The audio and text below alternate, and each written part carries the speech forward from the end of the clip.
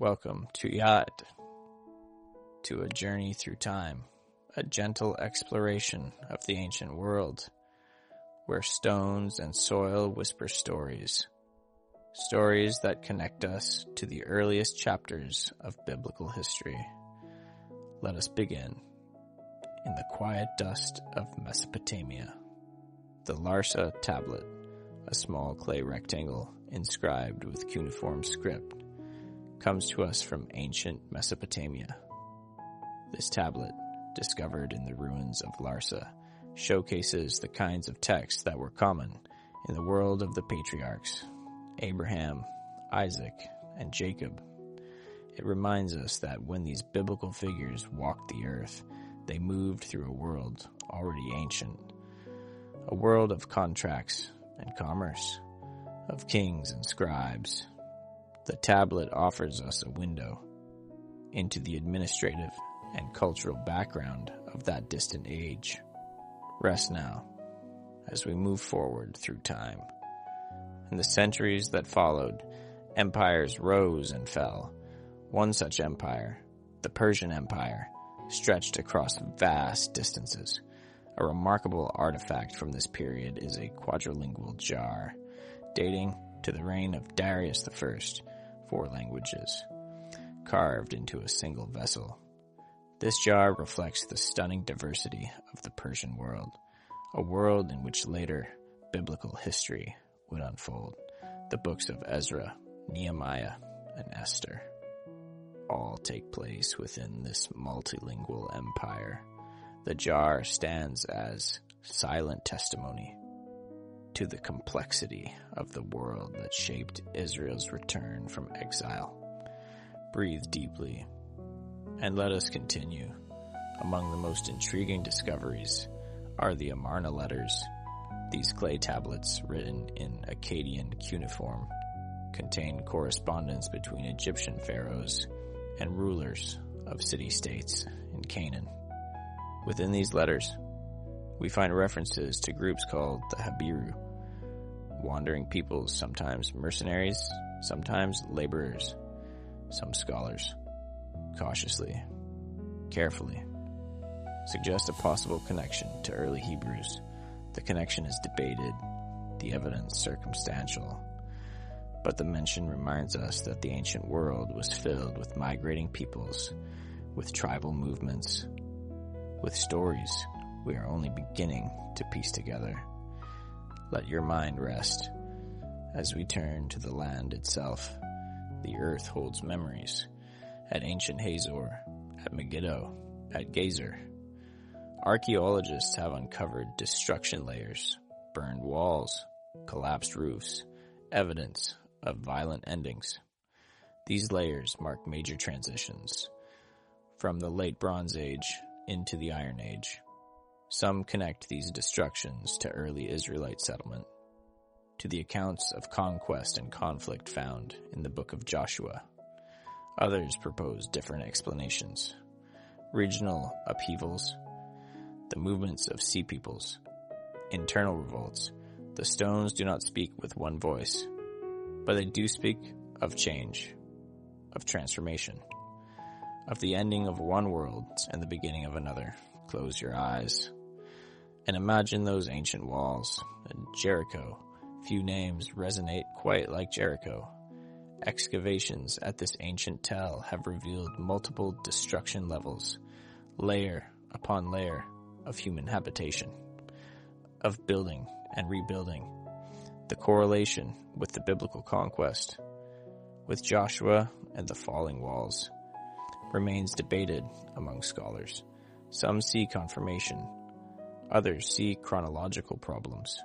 What is certain is that Jericho was occupied and destroyed multiple times throughout its long history. The site reminds us of the complexity of archaeological interpretation and the care required when connecting ancient ruins to ancient text. Rest in this moment as we climb into the highlands.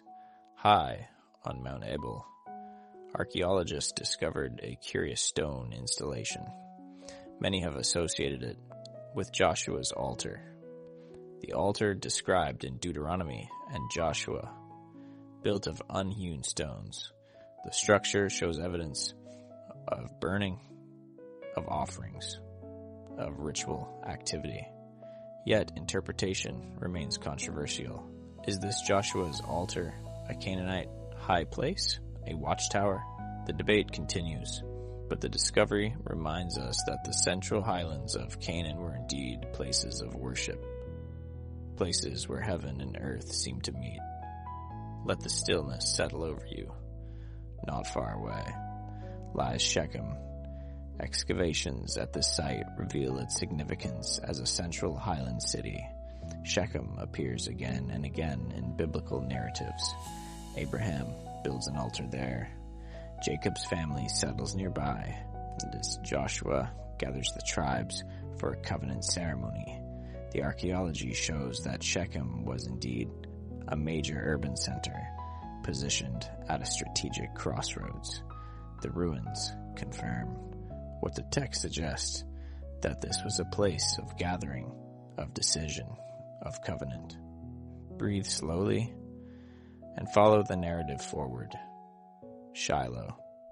The name means tranquil, and the site shows evidence of serving as a cultic center in the Iron Age. According to the biblical narrative, the tabernacle, the portable sanctuary of the Israelites, rested at Shiloh for generations. Archaeological work has uncovered storage jars, animal bones, evidence of communal feasting and cultic activity. The material remains aligned with the description of Shiloh as a place of pilgrimage, a place where families came to worship, to offer sacrifices, to seek the presence of God. Let your breathing deepen as we turn westward toward the coast, where different peoples dwelt, the Philistines. Archaeology has revealed their distinctive pottery, their unique architecture, styles that show clear Aegean influence. These discoveries match the biblical description of the Philistines as sea peoples, migrants from across the Mediterranean who settled along Canaan's coastal plain. Their culture was different, their gods were different, and they would become Israel's perennial rivals. Rest now as we explore their cities. At Gath, one of the 5 great Philistine cities, excavations have revealed impressive fortifications and a large urban center. This was Goliath's hometown, according to the narrative of David and the giant. The archaeological remains show that Gath was indeed a formidable city, a center of Philistine power, standing among those ruins. It's easier to imagine the clash of cultures, the tension between highland shepherds and coastal warriors. Finally, let us consider the gods of Canaan. Bronze bull figurines, discovered at various Canaanite cult sites, illustrate the religious world that Israel encountered. The bull was a symbol of Baal, the storm god, the deity of fertility and rain. These figurines, small and carefully crafted, represent the very practices and beliefs condemned throughout the Old Testament. The prophets railed against Baal worship, against the high places, against the golden calves. These bronze bulls give shape to those ancient conflicts of faith. And so, we close this first chapter, the ancient world before Israel, a world of empires and migrations, of destruction and rebuilding, of competing gods and cultures. The stage is set. Rest now, and let these images fade gently into sleep. We move now into a new era, the age of kings, of palaces and prophets, of a people becoming a nation. Let the story unfold gently as we explore the rise of Israel and the monarchy. In the Elah Valley, where David once faced Goliath, archaeologists uncovered something remarkable. Khirbet Qeiyafa, a fortified city with massive stone walls and carefully planned gates. The site dates to the time of Saul and David, the early monarchy, a period some once doubted had the organization for such construction. Yet here stands the evidence: organized society, central planning. The stone suggests that the United Monarchy was not merely legendary, but a reality that left its mark upon the landscape. Rest in this discovery, and let us climb to Jerusalem, the city of David, the ancient core of Jerusalem, perched on a narrow ridge above the Gihon Spring. Excavations here have uncovered massive fortifications, walls of tremendous scale, supporting structures that speak of engineering and ambition. These remains support the biblical portrayal of Jerusalem as a powerful capital, a city that David captured and Solomon adorned. The stones are silent, but their weight testifies to the importance of this place, the city that would become the heart of Israel's identity. Breathe slowly as we turn to an inscription from the north. At Tel Dan, archaeologists discovered a broken stone monument carved in Aramaic, celebrating military victories. The inscription contains a phrase that sent ripples through the scholarly world: House of David, here in stone.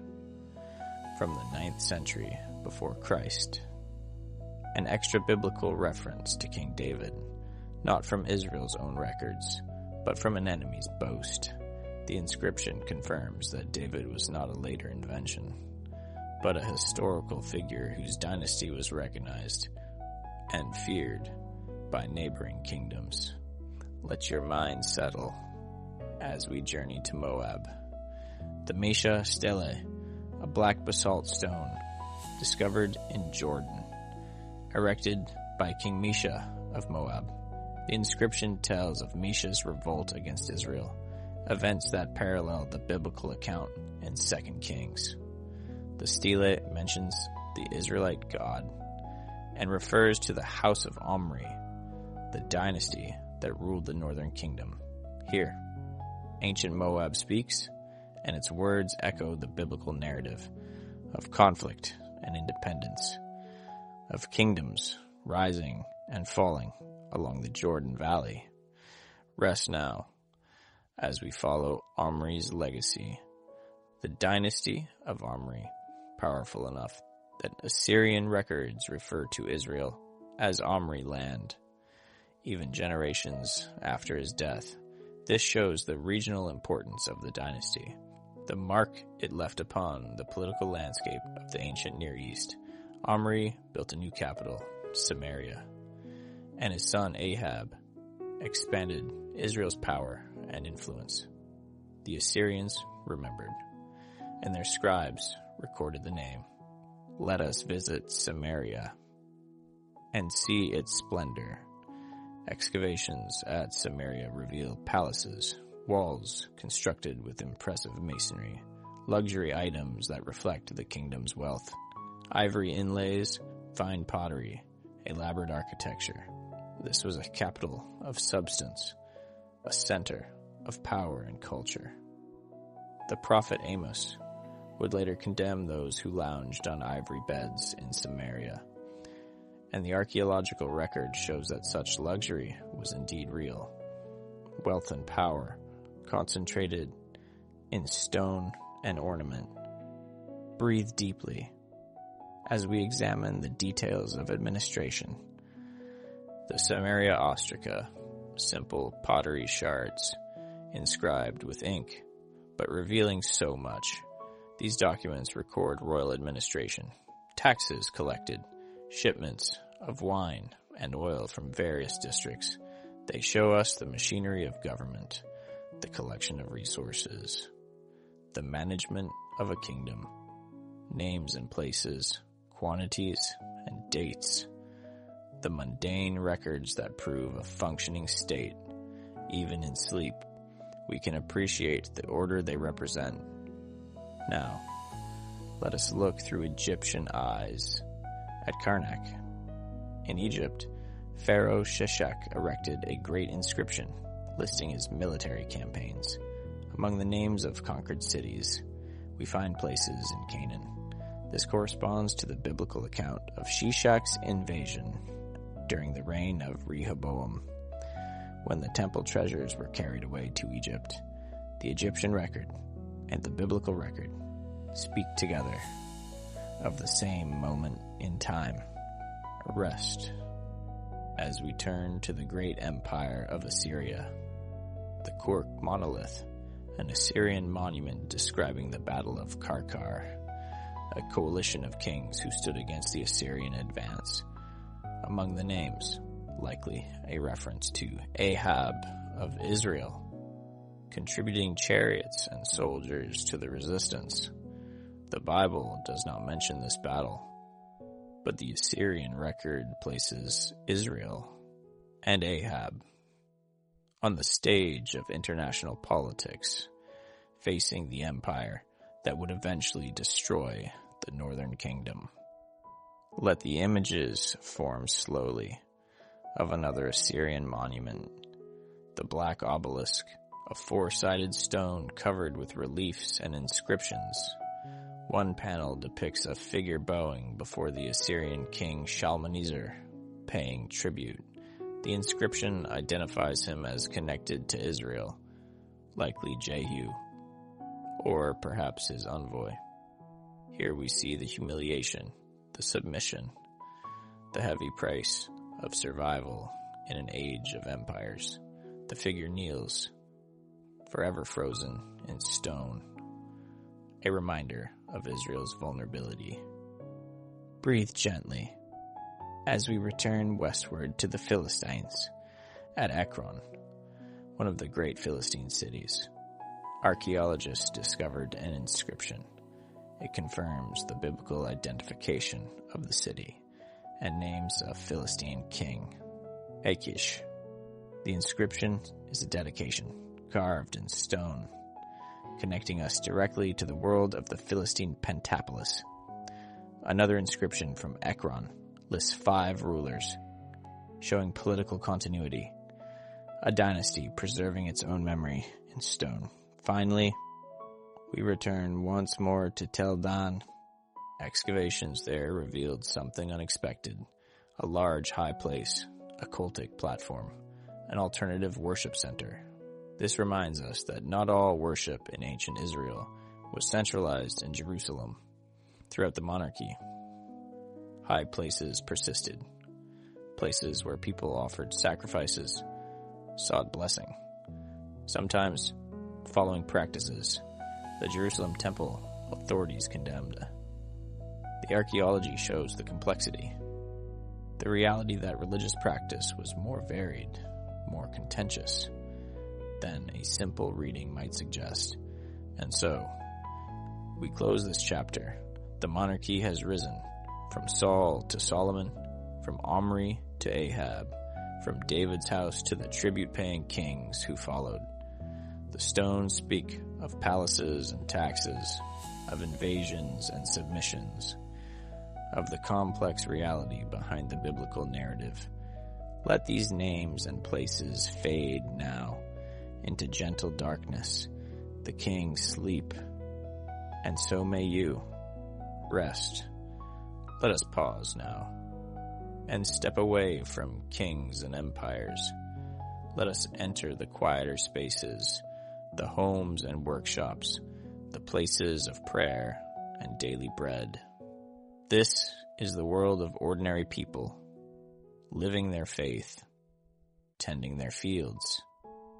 In ancient Israel, we begin at Beersheba.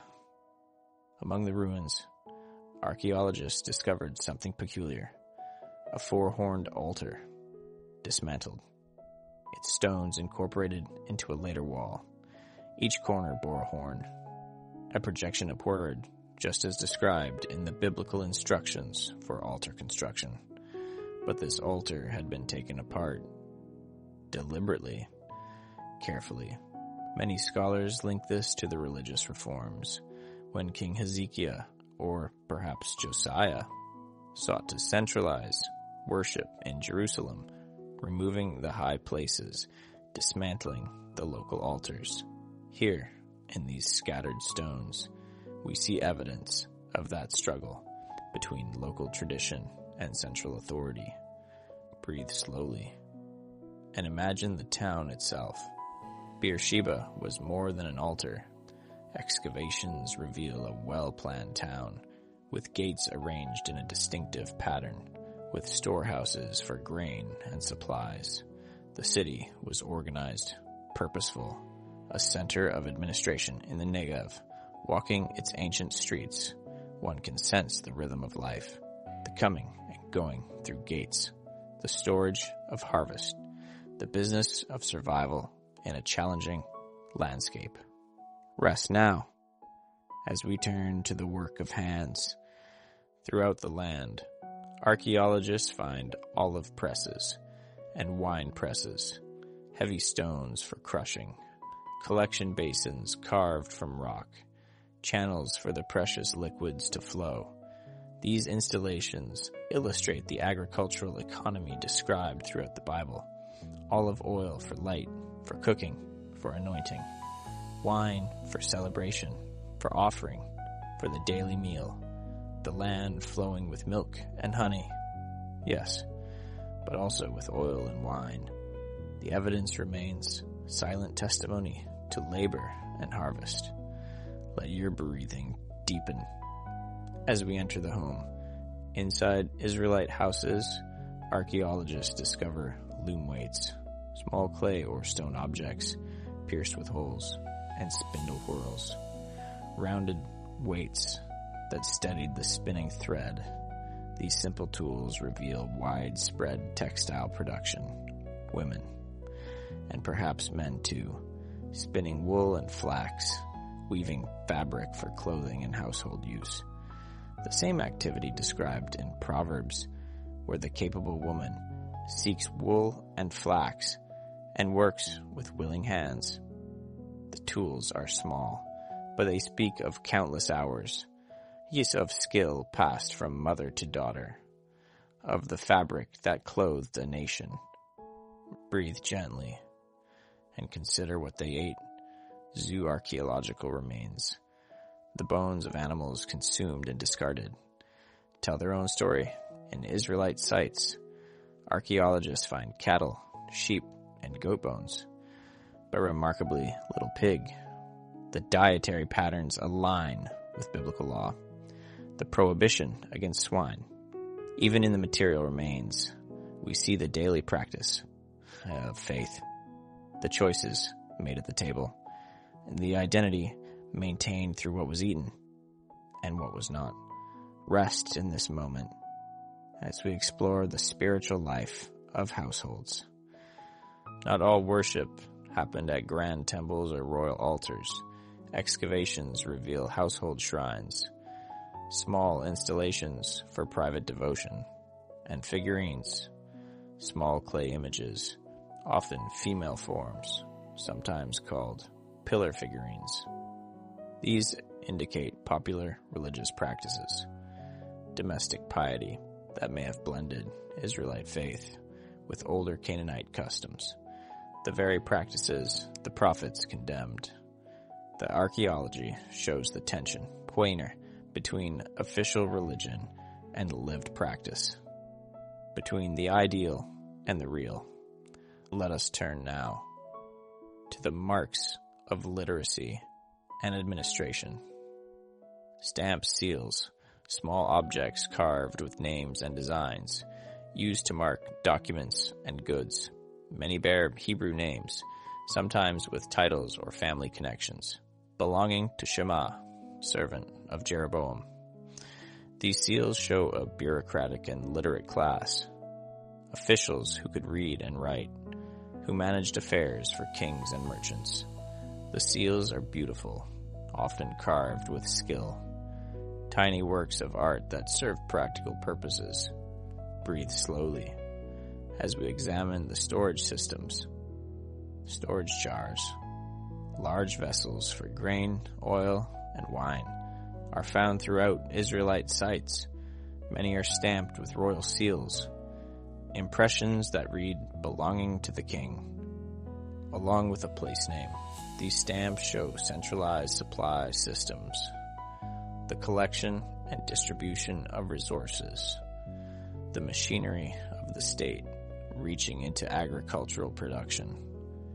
Even a jar of oil was part of a larger system, tracked and controlled, taxed and redistributed. Rest now as we descend underground. Water. In a land where summer brings months without rain, water meant survival. At Hazor, at Megiddo, archaeologists discovered remarkable water tunnels, shafts cut through bedrock, descending deep into the earth, reaching underground springs.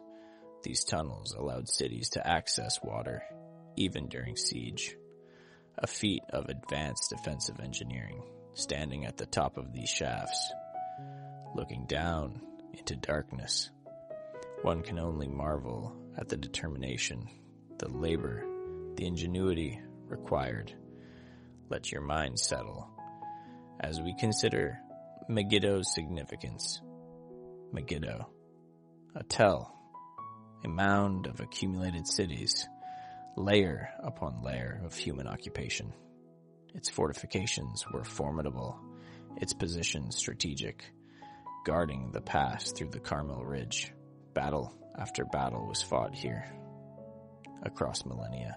Perhaps this is why the name Megiddo, Armageddon in Greek, became symbolic in later apocalyptic imagery. The great final battle, the ultimate conflict. The archaeology explains the metaphor. For this was indeed a place where armies clashed, where the fate of kingdoms was decided. And so, we close this chapter of daily life, of altars dismantled and wine pressed, of cloth woven and meat chosen, of seals stamped and water drawn, the grand narrative of kings and prophets, played out against the backdrop of ordinary life, of people trying to survive, to worship, to maintain their identity in an uncertain world. Let these images fade now, like the smoke from an evening offering. The loom is still, the press is quiet, the household sleeps. Rest. We come now to a time of crisis, the shadow of Assyria, the great empire from the east, falls across Judah. Let us walk quietly through these years when survival itself was uncertain, and a king named Hezekiah prepared his city for the worst. Beneath Jerusalem, water flows in darkness.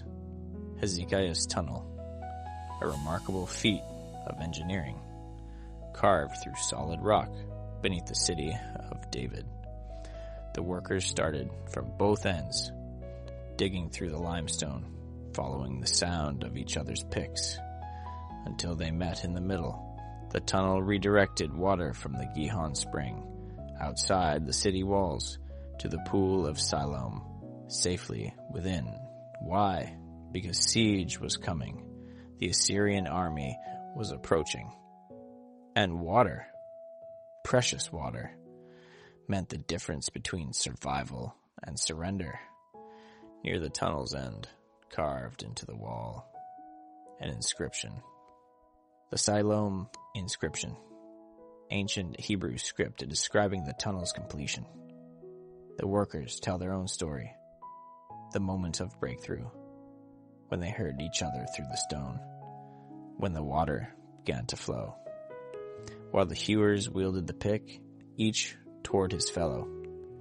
It is one of the longest Hebrew inscriptions ever found, and it speaks of preparation, of desperate ingenuity, of a city bracing for impact. Breathe slowly as we hear the Assyrian voice. The Assyrians kept meticulous records, their annals, carved in cuneiform on clay prisms, describe campaign after campaign, and there, Among the conquered cities and tribute collected, we find Hezekiah. Hezekiah of Judah, who did not submit to my yoke. The Assyrian king, Sennacherib, boasts of shutting Hezekiah up like a bird in a cage within Jerusalem. The siege described in 2 Kings, in Isaiah, in Chronicles, is confirmed in the enemy's own words. The voices agree, across languages, across perspectives, that this siege happened. Rest now, and let us look upon the images of conquest. In Sennacherib's palace at Nineveh, archaeologists discovered remarkable stone reliefs, panel after panel depicting a siege, a city taken, prisoners led away, treasures carried off. The inscriptions identify the city, Lachish, Judah's second most important city, a fortress guarding the approaches to Jerusalem. The reliefs show every brutal detail: siege, ramps, rising against walls, archers and slingers, defenders falling, families captured. The king himself, Sennacherib, sits on his throne watching the procession of captives. This is not abstract history. This is the face of conquest, preserved in stone. Let your breathing deepen as we turn to another inscription. Among Assyrian texts, a fragment mentions Azekah, another fortified city of Judah. Its capture during the campaign. The archaeology and the inscriptions weave together, city after city falling. The Assyrian juggernaut rolling through the Shephelah, drawing closer to Jerusalem. The biblical text speaks of these cities being taken. The Assyrian records confirm it.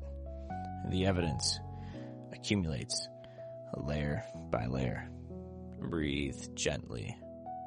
As we walk through Lachish's ruins, at Tel Lachish, excavations reveal a massive destruction layer, ash and burned debris, arrowheads, sling stones, the physical evidence of the siege depicted in those Nineveh reliefs. Everything matches the biblical account, the Assyrian reliefs, and now the archaeological remains. All three witnesses speak of the same terrible event. Around 701 BCE, Lachish fell. Its walls were breached. Its people were killed or deported. The layer of destruction is so complete, so violent, that archaeologists can identify it with confidence. This is the Assyrian destruction. Rest in this moment and listen to voices from the crisis. The Lachish letters, pottery fragments, ostraca, inscribed with hurried messages in Hebrew ink, military correspondence, urgent communications between fortresses as the Assyrian threat drew near.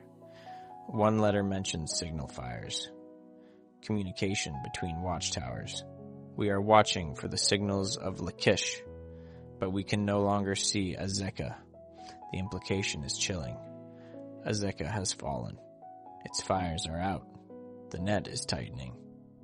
These letters preserve the anxiety, the fear, the desperate attempts at coordination in the face of overwhelming force. Let your mind settle on these fragmentary voices. Other ostraca from this period preserve military and administrative correspondence, orders for supplies, requests for reinforcements, the mundane and the urgent mixed together.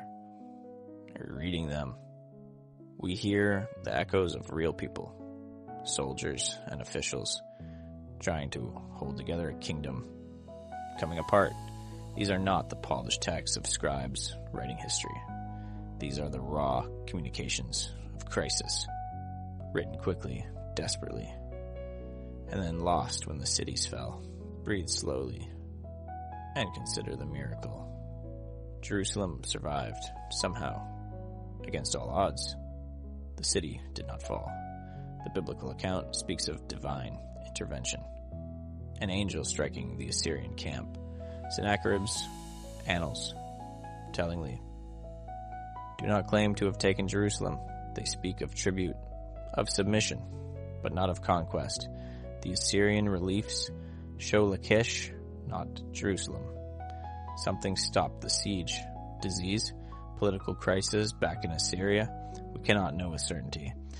But the archaeology confirms this. Jerusalem's walls were not breached in 701 BCE. The city survived, battered but intact, while around it, the kingdom lay in ruins.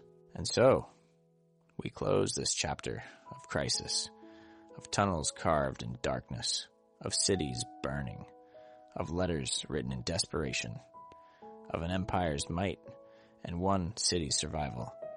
Hezekiah's tunnel still carries water beneath Jerusalem. The Lachish reliefs still display their conquest in the British Museum. The ostraca still bear their urgent messages, all speaking, across millennia, of one terrible moment when everything hung in the balance. Let these images fade now, like smoke from Lachish's burning. The signal fires go dark. The tunnel echoes only with water. The crisis, for now, has passed. Rest. We come now to the end of an era, the final chapter before exile. Let us move gently through these darkest days when the kingdom of Judah, the line of David, the city of Jerusalem itself, came to an end. In the silence, we hear the approach of Babylon. The Assyrian Empire had fallen. A new power rose in Mesopotamia. Babylon, reborn under Nebuchadnezzar, and his eyes turned westward toward the small kingdoms that had once paid tribute to Assyria. Judah, weak and defiant, would not escape his attention.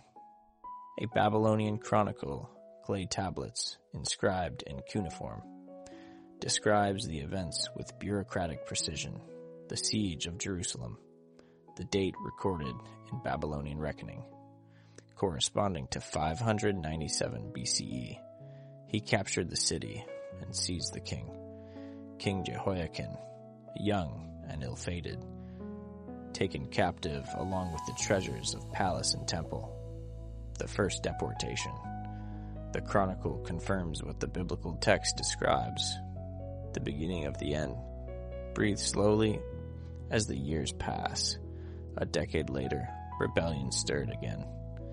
Zedekiah, the puppet king left behind by Babylon, made the fatal decision to revolt, and so Nebuchadnezzar returned. This time, there would be no mercy. The siege lasted months, years, until famine consumed the city, until the walls were breached, until the temple, Solomon's temple, the heart of Israelite faith, went up in flames. Rest now, as we walk through the ashes. Destruction layers. Archaeologists find them across Judah, at Jerusalem, at Lachish, destroyed yet again, at Beth Shemesh, at other towns throughout the kingdom. Thick layers of ash and burned debris, the same horizon, the same moment. City after city, the Babylonian campaigns left their mark. The material evidence matches the biblical account, matches the Babylonian records. Around 586 BCE, the kingdom of Judah ceased to exist. Let your breathing deepen as we witness the aftermath. But life, somehow, continued. At Mizpah, a town north of Jerusalem, excavations show something remarkable. Administrative reorganization. The site became a new center, a provincial capital under Babylonian rule. Gedaliah, appointed as governor, attempted to rebuild some semblance of order among the ruins. The biblical text describes this. The archaeology confirms it. For a brief moment, Mizpah offered hope, until assassination shattered even that fragile peace. Breathe gently as we turn to Babylon itself. Those who were deported, the exiles, found themselves in a strange land, walking by the rivers of Babylon, hanging their harps on the willows. How can we sing the Lord's song in a foreign land? The Psalms capture their anguish. But life in Babylon was not entirely grim. Some prospered, some rose to positions of influence, and the faith, surprisingly, survived, perhaps even deepened, for it was in exile. That much of the Hebrew Bible took its final form. Rest in this paradox. Loss and preservation. Intertwined. Among the discoveries from Babylon, cuneiform cylinders describe the royal family. Nabonidus was king, but unusual. He spent years away from the capital, in Arabia, pursuing his devotion to the moon god. In his absence, his son ruled as regent, his son, named Belshazzar. The Book of Daniel presents Belshazzar as king, and scholars once questioned this, but the cylinders confirm his role, his authority. Even if technically he was crown prince serving as regent, the biblical text, in its own way, was accurate. Belshazzar ruled, and according to Daniel, Belshazzar fell. Let the images form slowly. Of empire's end, another chronicle, another clay tablet, records the fall of Babylon itself. The year 539 BCE, Cyrus the Great, king of Persia, conquered the seemingly unconquerable city. The chronicle describes how the Persian army entered Babylon without battle, how Cyrus was welcomed, how the transition was remarkably peaceful. The great empire that had destroyed Jerusalem now itself was conquered.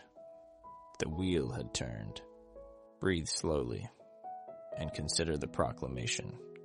Cyrus issued a decree. The Cyrus cylinder, though it doesn't mention Jews specifically, describes his policy. Captured peoples could return to their homelands. Their gods, their temples, could be restored. The biblical books of Ezra and Chronicles speak of such a decree, specifically for the Jews. Return to Jerusalem.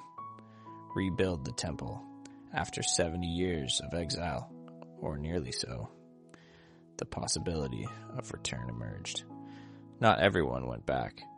Many had built lives in Babylon, but some, driven by memory and hope, made the long journey home. Rest now, in this moment of transition. The destruction was real. The exile was real. The ashes of Jerusalem, the broken walls, the empty Temple Mount, all testified to catastrophe. Yet somehow, impossibly, the people survived. The faith survived. The texts were preserved. The identity endured. The exile, for all its horror, became a defining moment, a test, a transformation. Let your mind settle on this mystery.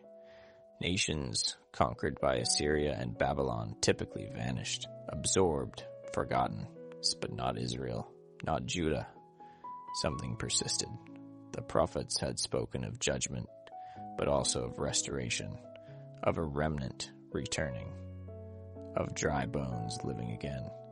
And against all historical odds, it happened. Breathe gently as we close this chapter.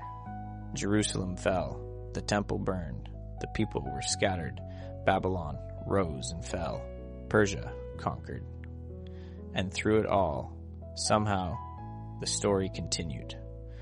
The Babylonian chronicles recorded their conquests. The destruction layers mark the violence. The evidence from Mizpah shows adaptation. The cylinders name Belshazzar.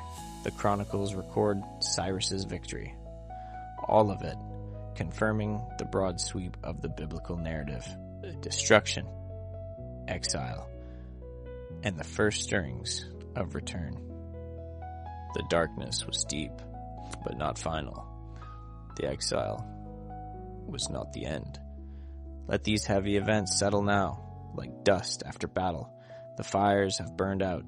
The exiles sleep by foreign rivers. The ruins wait in silence for those who will return and rebuild. Rest. Dawn breaks. After long darkness, the exiles have lived by foreign rivers, have wept for Jerusalem, have wondered if return was only a dream.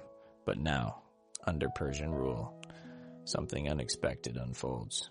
Let us walk gently through these years of homecoming, of rebuilding, of a people finding their way back.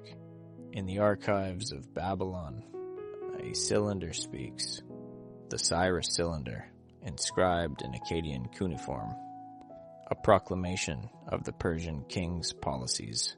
Cyrus describes himself as a liberator, a restorer of temples, a champion of displaced peoples. He claims to have allowed captive populations to return to their homelands, to rebuild their sanctuaries, to worship their gods in peace. Though the cylinder doesn't mention Jews by name, its policies echo precisely what the biblical books of Ezra and Chronicles describe. The decree of Cyrus, permission to return, authorization to rebuild the temple in Jerusalem. Breathe slowly and imagine the journey home. Not all returned. Many had built lives in Mesopotamia, had families, businesses, roots in foreign soil, but some, driven by memory and covenant, made the long journey westward, back to the land of their ancestors, back to the ruins of Jerusalem, back to rebuild what had been destroyed. Rest now. As we examine the evidence of return, Persian period remains. Archaeological layers dating to the 5th and 4th centuries BCE in Jerusalem, in the towns of Yehud, the Persian name for Judah.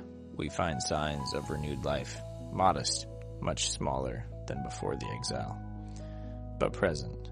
Houses rebuilt, pottery produced, coins minted, bearing the name Yehud in ancient Hebrew script.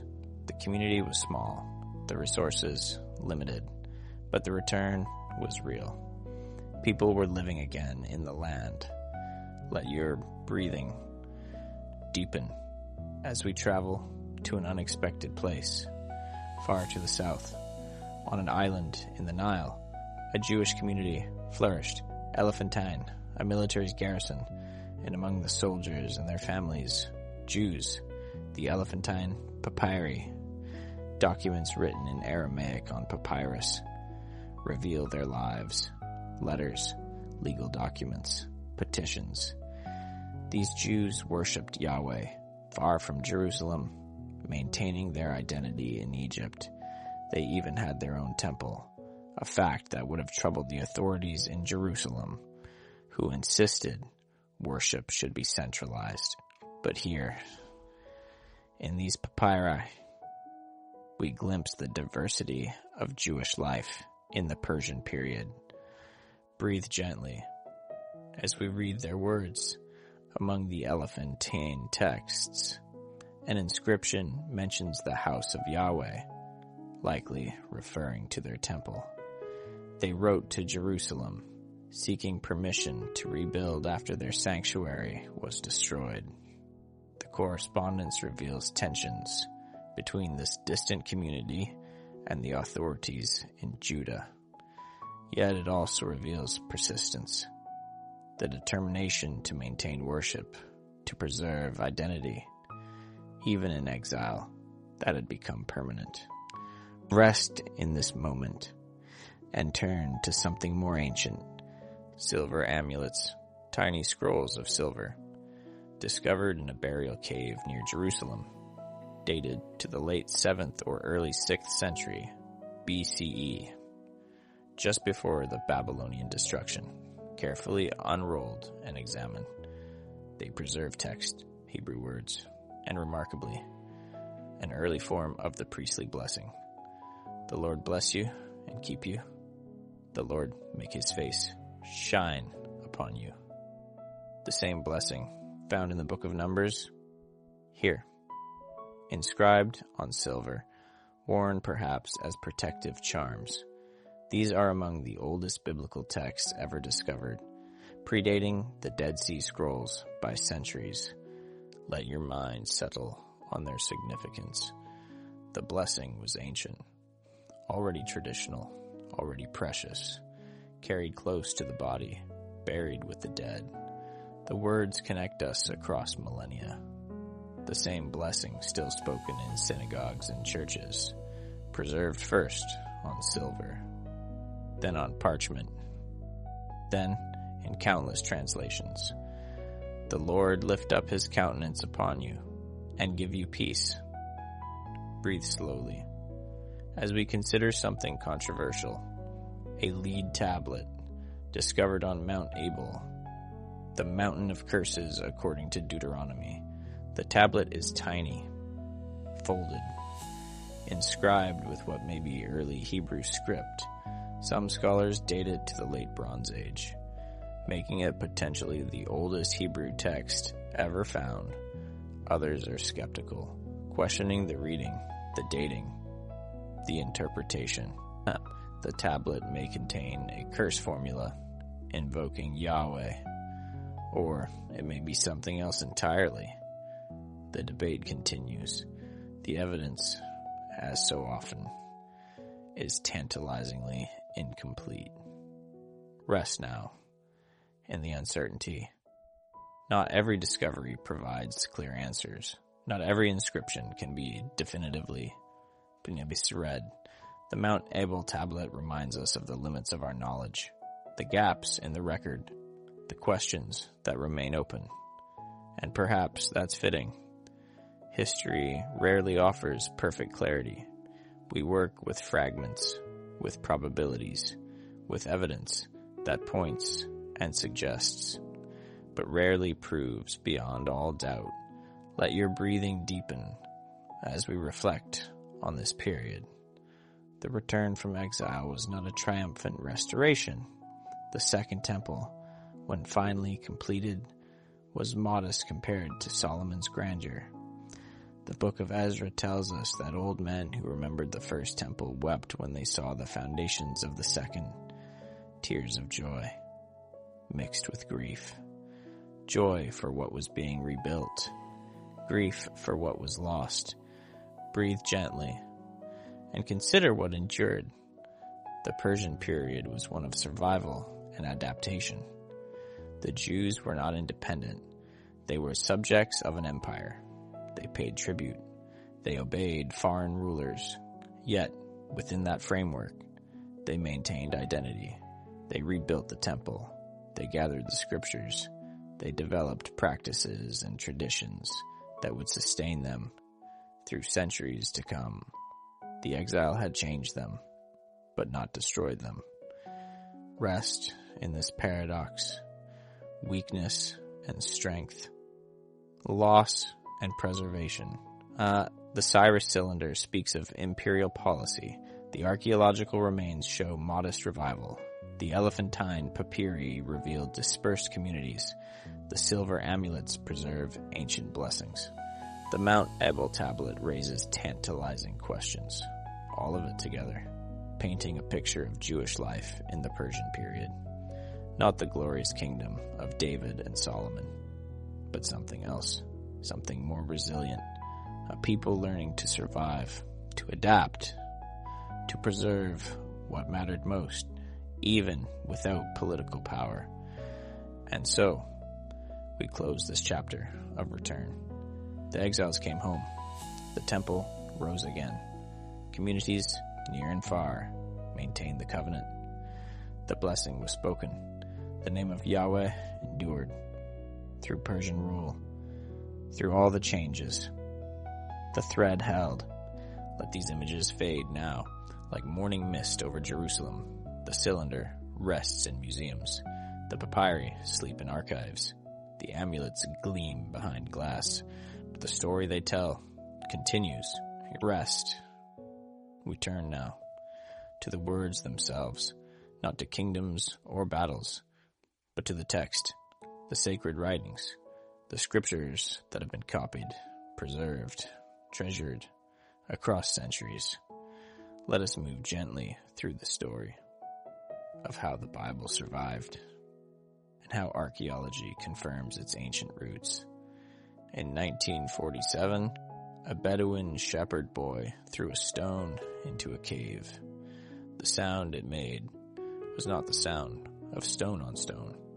Something was inside, clay jars, and within those jars, wrapped in linen, scrolls, ancient scrolls, leather and papyrus, inscribed with Hebrew and Aramaic text, the Dead Sea Scrolls, one of the most important archaeological discoveries ever made. Breathe slowly as we consider what was found. Over the following years, in cave after cave near Qumran, more scrolls emerged, tens of thousands of fragments, and when scholars pieced them together, when they read the ancient script, they discovered something remarkable. Biblical texts, fragments of nearly every book of the Old Testament. Only the book of Esther was missing.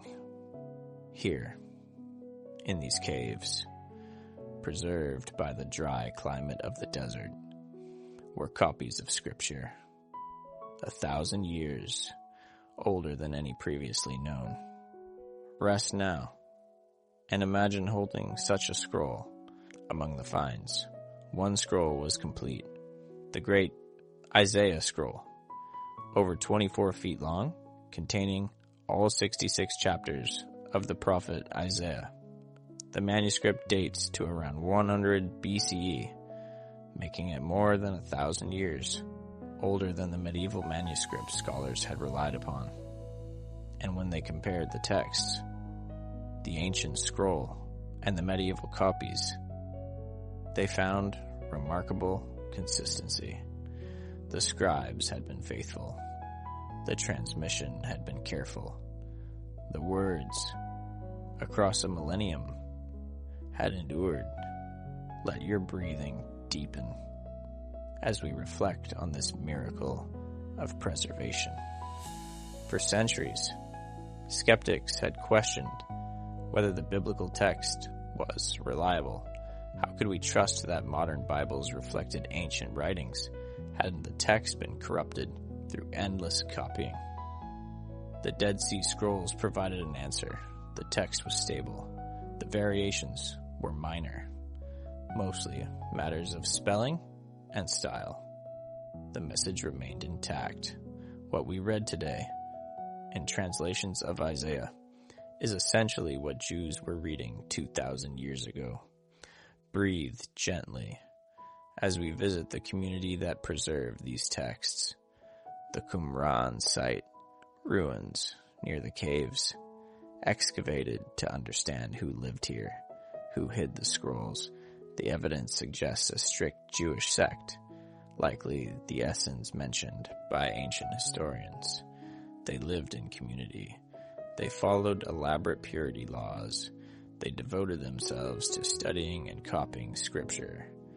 They believed they were living in the last days, preserving the truth for those who would come after. Rest in this dedication, this devotion to the text. At Qumran, archaeologists found ritual baths, dining halls, a scriptorium where scrolls were copied. The community's own writings, found among the scrolls, reveal their beliefs. They saw themselves as the true Israel. They awaited a final battle between light and darkness.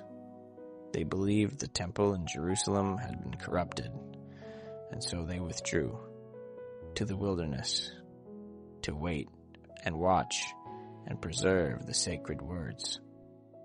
Let your mind settle as we turn to Jerusalem itself, among the ruins of the temple, destroyed by Rome in 70 CE.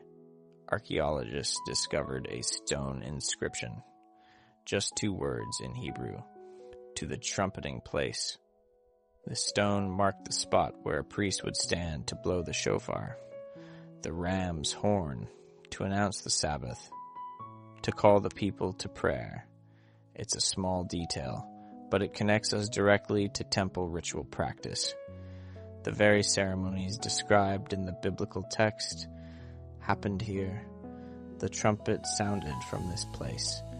Breathe slowly and consider the layers beneath our feet.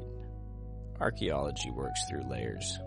Pottery, broken and discarded, accumulated over centuries. And remarkably, pottery styles changed in predictable patterns. Early Iron Age pottery looks different from late Bronze Age pottery. Persian period vessels differ from Babylonian period jars. By studying these patterns, this typology, archaeologists can date layers and structures, can place biblical events in chronological context. Rest now as we appreciate this humble tool. Pottery, broken dishes, discarded storage jars. To the casual observer, just trash. But to the archaeologist, these fragments are chronological markers. They help establish when cities were occupied, when destruction occurred, when trade routes operated. The pottery found at Jericho, at Hazor, at Jerusalem, helps date the layers we've discussed throughout this journey. It's unglamorous work, sorting sherds, but essential. The broken pottery of millennia past helps us reconstruct the timeline of biblical history. Let your breathing deepen as we step back and see the whole.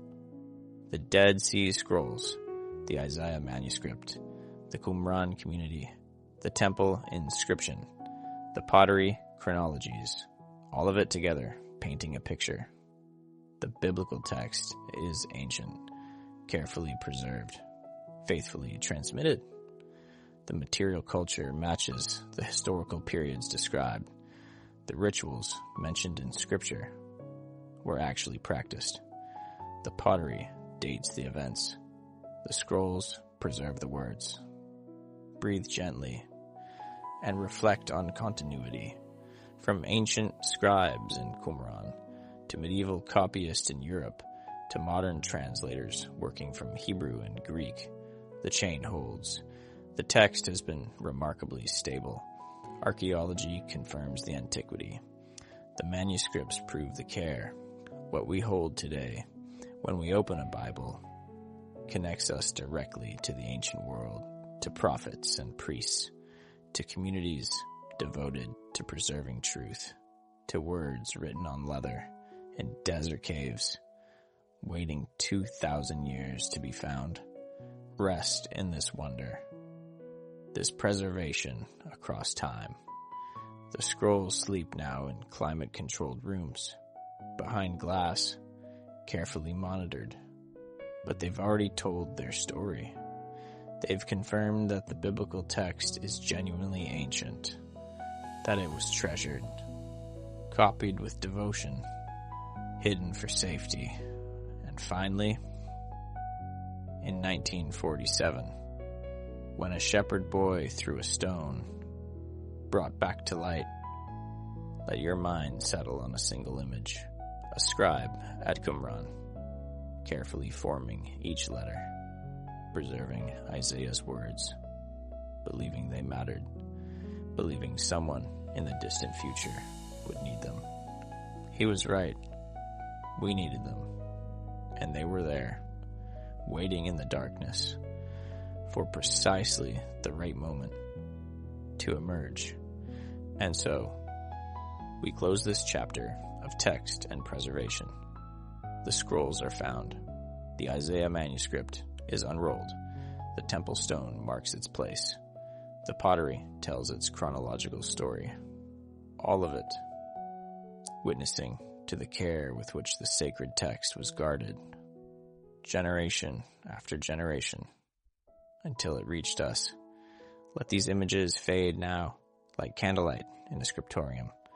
The scribe's hand is still. The scroll is sealed. The cave is dark. But the words endure. Rest. We arrive now at the threshold of a new era. The world of the Gospels. The villages of Galilee, the streets of Jerusalem. Let us walk gently through these places where Jesus taught and healed and lived among ordinary people. The stones still remember. We begin in a small village, Nazareth. For centuries, skeptics questioned whether it even existed in the first century. The village is not mentioned in other ancient sources, but excavations have revealed the truth. First century houses, simple dwellings carved into the hillside, stone walls, modest courtyards. Nazareth was real. It was inhabited. It was exactly the kind of small, unremarkable place the Gospels describe. A place where a carpenter's son might grow up, unknown, until the appointed time. Breathe slowly as we travel to the lakeside. Capernaum, the town where Jesus made his base during his Galilean ministry, among the ruins. Archaeologists identified a structure beneath a later church, a first-century house, modified over time, venerated. Tradition identifies it as Peter's house, the place where Jesus stayed, where he healed Peter's mother-in-law. The evidence suggests this site was considered sacred from very early times. Whether it was truly Peter's house, we cannot say with certainty, but someone, very early, believed it was. Rest now and consider the synagogue at Capernaum. A beautiful limestone synagogue stands, dating to the 4th or 5th century. But beneath it, archaeologists discovered first-century foundations, basalt stones. This outline of an earlier structure. This earlier synagogue would have stood in Jesus' time, perhaps in this very place. He taught. He entered the synagogue at Capernaum and taught. The gospel writers were describing a real building, a real place, and its foundations remain. Let your breathing deepen as we examine a teaching seat. In various ancient synagogues, archaeologists have found stone chairs, elaborately carved, positioned prominently. These are seats of Moses, literal thrones for teachers of the law. Jesus mentioned such seats in the Gospel of Matthew. The scribes and Pharisees sit on Moses' seat. It was not metaphorical. These seats existed, physical furniture, places of authority, where teachers expounded the Torah. The archaeology makes the gospel image concrete. Breathe gently as we visit another lakeside town, Magdala, home of Mary Magdalene. Excavations here revealed a first-century synagogue, one of the oldest ever found. Stone benches line the walls. A carved stone, the Magdala stone, depicts the Jerusalem temple with remarkable detail. Menorahs, columns, ritual implements. This synagogue reflects the setting of Jesus' ministry. These were the spaces where he taught, where he challenged, where he was both welcomed and rejected. Rest in this moment and look upon the water, the Sea of Galilee. In 1986, during a drought, the water level dropped, and there, in the mud, the outline of a boat emerged, a first-century fishing boat, preserved by the silt, carefully excavated. The boat is about 27 feet long, large enough for a crew, made of various woods, patched and repaired, a working vessel. This illustrates life on the Sea of Galilee. The disciples were fishermen. They used boats like this, crossed these waters, cast their nets, pulled them full. The Gospels describe a real economy, a real livelihood. Let your mind settle. On a fishing village, Bethsaida, identified with the site of Et Tel, excavations reveal a fishing village with Roman-era structures. This was home to Peter, Andrew, and Philip, a according to the Gospel of John. The archaeology shows substantial buildings, a prosperous community. The village was eventually abandoned, but in the 1st century, it was alive. People fished, built homes, raised families. Among them, some who would leave everything to follow a teacher from Nazareth. Breathe slowly as we descend into Jerusalem. The Pool of Bethesda. The Gospel of John describes it in detail. 5 porticos, a place where the sick gathered for years. Scholars questioned this description. 5 porticos seemed architecturally odd, but then excavations near the church of St. Anne uncovered it. 2 large pools, separated by a wall, surrounded by 4 colonnades, with a 5th across the dividing wall. 5 porticos, exactly as John described. The pool was real. The architectural detail was accurate. John, or his source, had been there. Rest now and move to another pool. The Pool of Siloam, where Jesus sent the blind man to wash. The Gospel of John names it specifically. Excavations have confirmed its location at the southern end of the city of David. A large stepped pool, fed by Hezekiah's tunnel, used for ritual purification. Pilgrims coming to the temple would bathe here. The blind man would have known exactly where to go. The pool was a landmark, familiar, real. Let your breathing deepen as we consider purity. Throughout 1st century Jewish sites, archaeologists find ritual baths, mikvahot, carefully constructed, fed by rainwater or springs, with steps descending into the water. These baths show the importance of purity laws. Before entering the temple, before handling holy things, before certain prayers, purification was required. The Gospels mention these concerns repeatedly: washing hands, ritual cleanliness, Pharisaic debates about purity. The archaeology shows this was not abstract theology, it was daily practice. Breathe gently. And look at the vessels.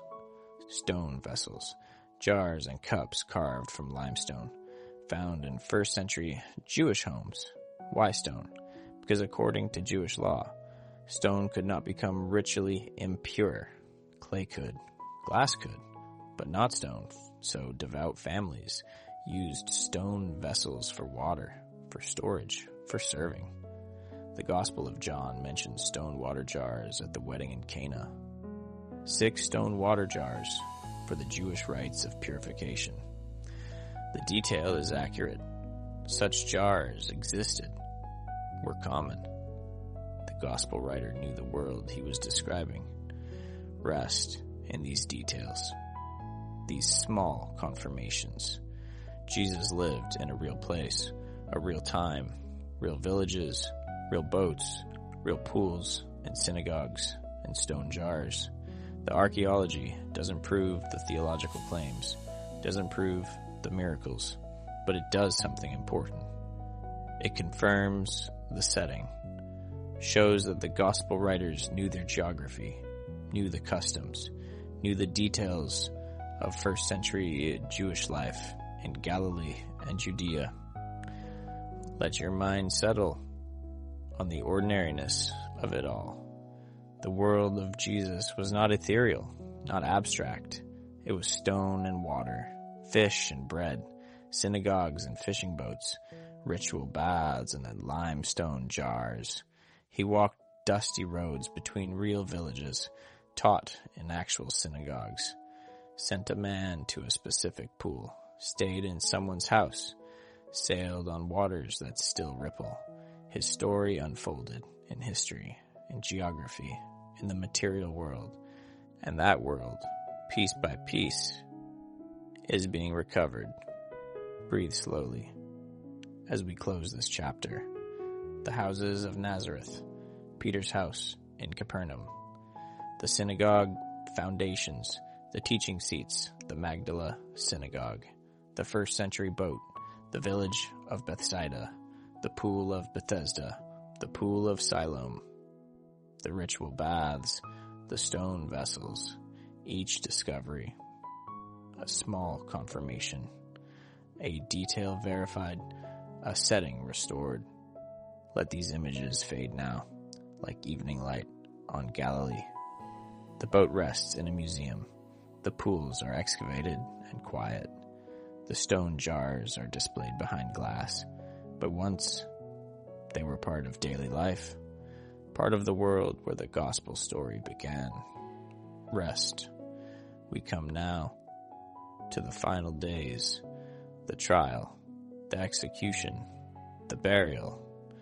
Let us walk gently through this most solemn part of the story, where archaeology touches the passion narrative, where stones bear witness to suffering and to hope. We begin with the man who condemned him, Pontius Pilate, for centuries. His existence outside the Gospels was questioned. Roman historians mentioned him briefly, but was there any contemporary evidence? Then, in 1961, Italian archaeologists excavating a theater at Caesarea Maritima discovered a limestone block, partially damaged, reused in later construction. But the inscription, though fragmentary, was clear enough. Pontius Pilate, Prefect of Judea. Here was his name, his title, his position, carved in stone during his lifetime. The man who ordered Jesus crucified was real, a Roman official governing Judea. In the time the Gospels describe, breathe slowly as we turn to the names of the time. Ossuaries, stone boxes, used in first century Jewish burial practice. After a body decomposed, the bones would be gathered and placed in these small limestone containers. Often, names were inscribed on the side, and among the thousands of ossuaries discovered, we find the common names of the New Testament: Mary, Joseph, Simon, Judah, James, Lazarus. These were real names, popular names. The people in the gospel stories had names that fit their time and place. The archaeology confirms the cultural accuracy. Rest now and prepare for something difficult. In 1968, archaeologists excavating tombs near Jerusalem made a disturbing discovery: an ossuary containing the bones of a crucified man. His name, inscribed on the box, was Yehohanan, and through his heel bone, driven sideways, an iron nail, still in place, embedded in wood from the cross.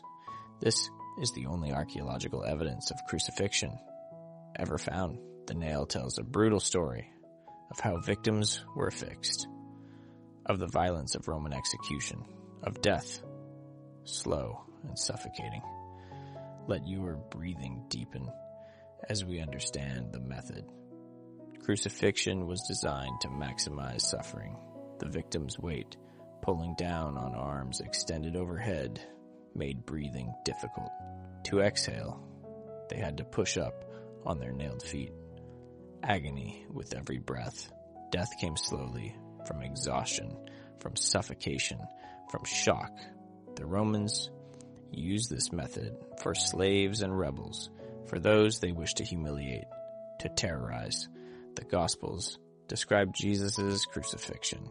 The archaeological evidence, this single nail through bone, shows what that meant. Breathe gently and turn to burial practices. First century Jewish burial customs, well documented through archaeology. The body would be wrapped in linen, anointed with spices if time and resources allowed, placed in a tomb, often a cave cut into rock. A stone, large and heavy, rolled across the entrance. The body left to decompose.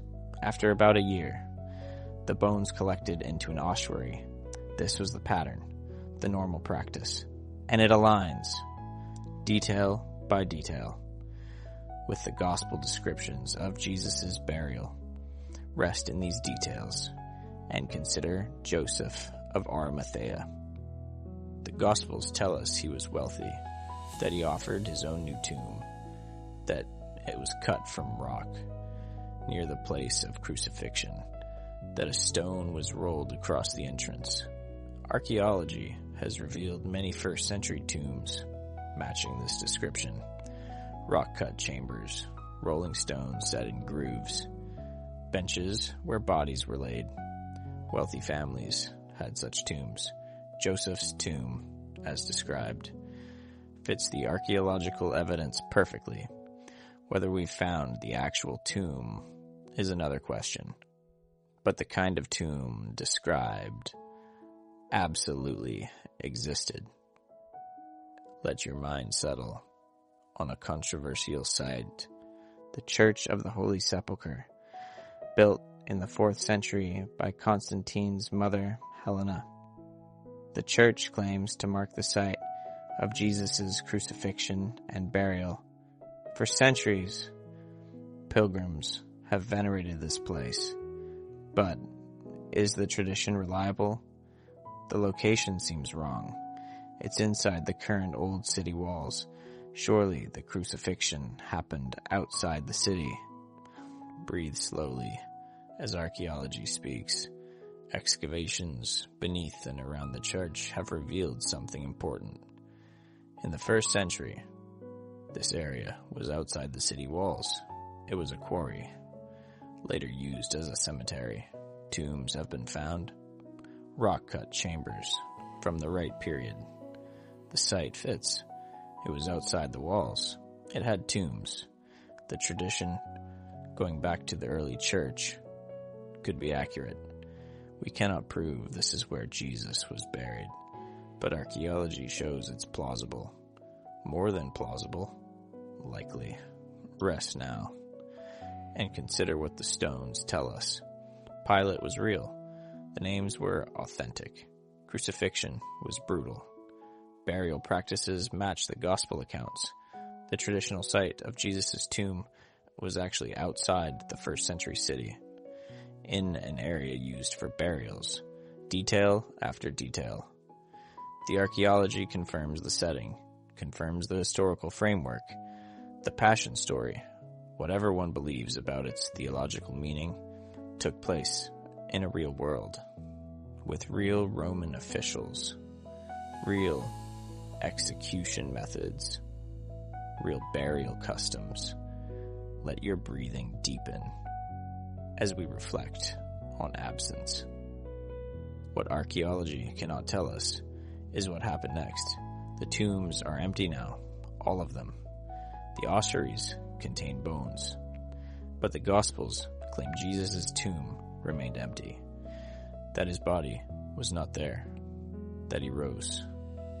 Archaeology cannot prove resurrection, cannot disprove it. The stones tell us about life, about death, about burial, but not about what lies beyond. Breathe gently and accept the limits. We stand at the boundary of what physical evidence can show. The trial happened. Pilate was there. The crucifixion was real. The burial followed normal customs. The tomb was the right kind, in the right place. But then, the story claims something unprecedented, something outside the normal pattern, something that left no physical trace, except an empty space, and changed lives. Rest in this mystery, this intersection of history and faith. The Passion narrative is anchored in history, in a specific time, under a specific governor, using specific methods, following specific customs. The archaeology confirms this again and again.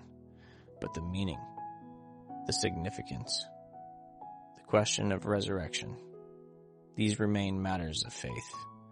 The stones can only take us so far. Then, we must decide what we believe about what happened in that tomb. Let your mind settle on the stone rolled away, whether at the Church of the Holy Sepulchre or elsewhere. Whether the specific site can be known or not, something happened. The disciples claimed an empty tomb, claimed resurrection, and based on that claim, despite persecution, despite martyrdom, they built a movement that changed the world. The archaeology cannot prove why the tomb was empty, but it can show that the setting was real, that the story unfolded in history, that real people in a real place experienced something they believed was worth dying for. And so, we close this solemn chapter. Pilate's inscription names him. The ossuaries show the names. The nail proves the method. The tombs match the description. The site is plausible. All the pieces of a story of suffering and death, confirmed by archaeology. And after that, the stones fall silent. The rest is testimony, is faith, is hope. Let these heavy images fade now, like shadows at evening. The inscription is displayed. The nail is preserved. The tombs are empty. The stones have told us all they can. Rest. The story does not end at the empty tomb. Something begins. A movement, a message spreading from Jerusalem to Judea to Samaria to the ends of the earth. Let us walk gently through the world of the early church, tracing the footsteps of those first messengers across the Roman Empire.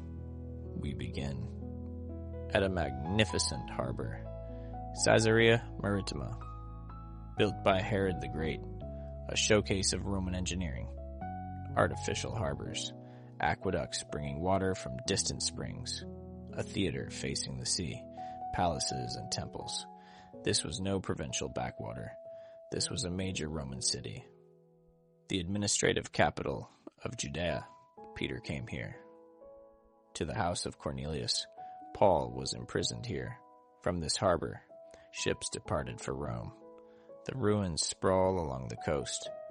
Testimony to the urban sophistication of the early church's world. Breathe slowly as we visit another of Herod's creations, Herodium, a mountain fortress with a palace built into its peak. Herod the Great constructed this as a monument to himself and as his final resting place. The remains illustrate his building genius, elaborate architecture, bathhouses, gardens in the desert. Herod shaped the landscape of Judea, the world Jesus was born into. The world the early church inhabited was marked by Herod's ambitious projects. His shadow, cast in stone, stretched across the region. Rest now and climb toward the temple.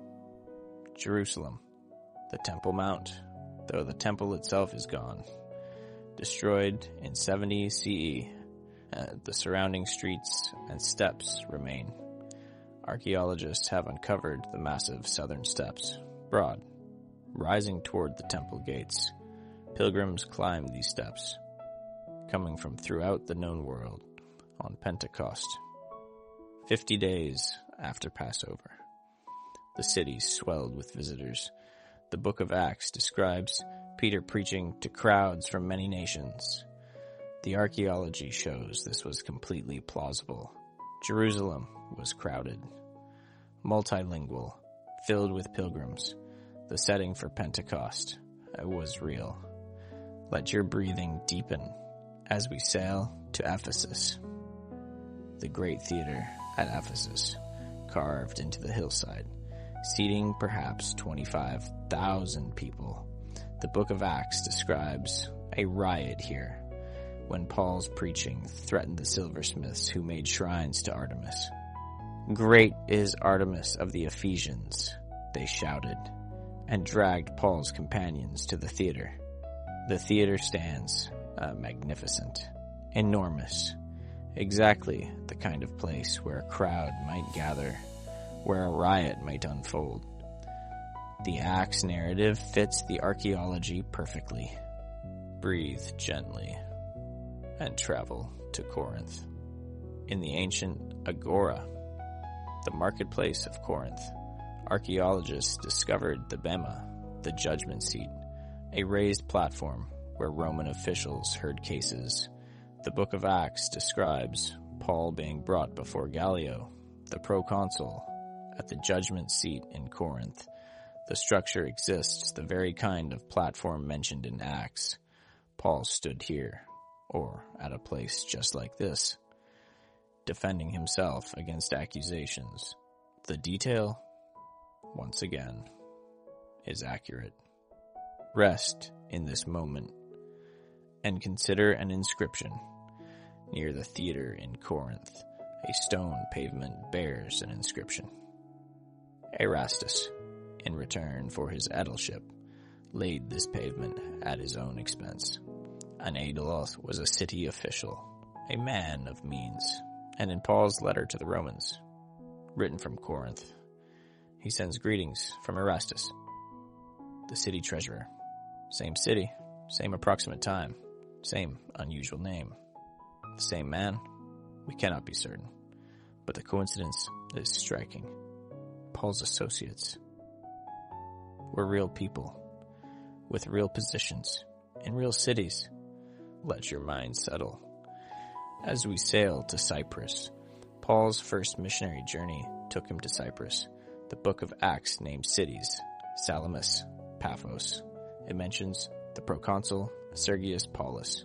Archaeology confirms Roman administrative centers on Cyprus. Inscriptions mention proconsuls. The cities were real, substantial, connected by Roman roads. Cyprus was exactly what Acts describes. A major island with established Roman presence. Paul's journey, traced on a map, follows real routes between real places. Breathe slowly and consider the network. Mediterranean harbors throughout the Roman Empire. Ports connected the world. Antioch in Syria, Troas in Asia Minor, Neapolis and Philippi in Macedonia, Thessaloniki, Corinth, Rome itself. Paul traveled these routes, used these harbors, sailed these seas. The maritime network of the early church was the maritime network of Rome. The infrastructure that allowed Paul's missions was Roman infrastructure. The church spread along Roman roads, through Roman ports, in the language of the Roman world. Greek, rest now, as we recall a dramatic voyage. The book of Acts describes Paul's voyage to Rome, a shipwreck near Malta, the ship driven by storm, running aground, all aboard, reaching shore safely. Archaeology cannot confirm this specific shipwreck, but shipwreck-related finds near Malta, anchors, pottery, ship fittings, show that ships did wreck in these waters. The route described in Acts is accurate. The dangers were real. Ancient ships, dependent on wind and current, were vulnerable to Mediterranean storms. The narrative, whether the specific details can be verified or not, describes a plausible reality. Let your breathing deepen as we visit the cities of Macedonia. Philippi, the book of Acts calls it a leading city of the district of Macedonia and a Roman colony. The ruins confirm this. Roman architecture, a forum, inscriptions showing colonial status. Paul came here, met Lydia, was imprisoned. The city was exactly what Acts describes. A Roman colony with Roman privileges. Military veterans settled here. Latin culture transplanted to Greek soil. Breathe gently and move to nearby cities. Thessaloniki, Berea. Urban remains at both sites fit the Acts narrative. Thessaloniki was a major city, capital of Macedonia, a center of trade and administration. Berea was smaller, but significant. Real places, real urban centers. When Paul preached in synagogues here, when he reasoned in the marketplace, he did so in actual cities with actual Jewish communities. The geography of Acts, city after city, checks out. Rest in this pattern, this consistent accuracy. Again and again, archaeology confirms the world of acts. Real cities, real officials, real titles, real routes, real harbors, real theaters, real judgment seats. Luke, the traditional author of Acts, knew the geography, knew the administrative structure, knew the customs, whether he personally traveled these routes, or had excellent sources, or both. He described the Roman world accurately. Let your mind settle on the bigger picture. The early church exploded across the Roman Empire. Within decades, communities existed from Jerusalem to Rome, from Syria to Spain. How? The Roman peace, Pax Romana, provided stability. Roman roads provided access. Greek language provided communication. Jewish communities, scattered throughout the empire, provided initial audiences and networks. The archaeology shows the infrastructure was there, the connections existed. The spread of Christianity, however remarkable, happened in a world that made such spread possible. Breathe slowly. As we reflect on movement, the message moved with people, with merchants and soldiers, with slaves and freedmen, with tent makers like Paul. It spread through cities, through harbors, through households.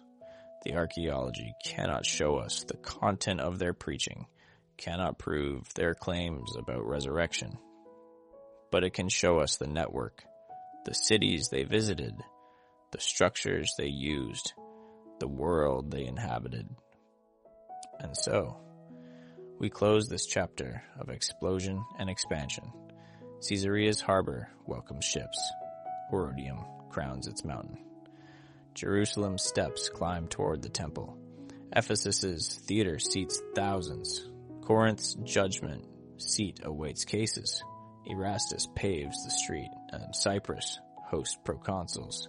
Mediterranean harbors connect the world. Malta's waters hide wrecks. Philippi stands as a Roman colony. Thessaloniki and Berea conduct their affairs. All of it. The stage on which the early church performed its unlikely drama. Let these images fade now, like sails disappearing over the horizon. The harbors are quiet. The roads are ancient. The judgment seats hear no more cases.